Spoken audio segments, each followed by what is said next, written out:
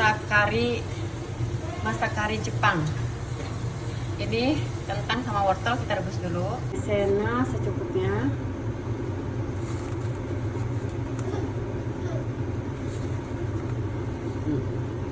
Untuk mental ya.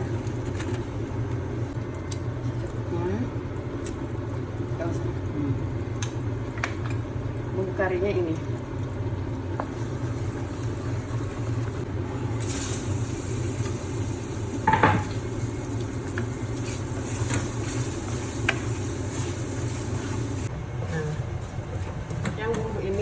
Yang bumbu karinya dimasukin ke sini.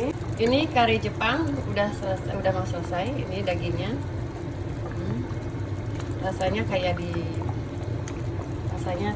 benar-benar Jepang.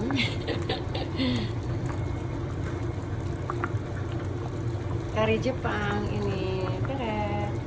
Ini ya, saya beli di Singapura. Ini murah sih, 17 Sing. Anak-anak pingin makan kari Jepang, jadi saya bikinin kari Jepang. Ini kari Jepang, kari ala-ala Jepang.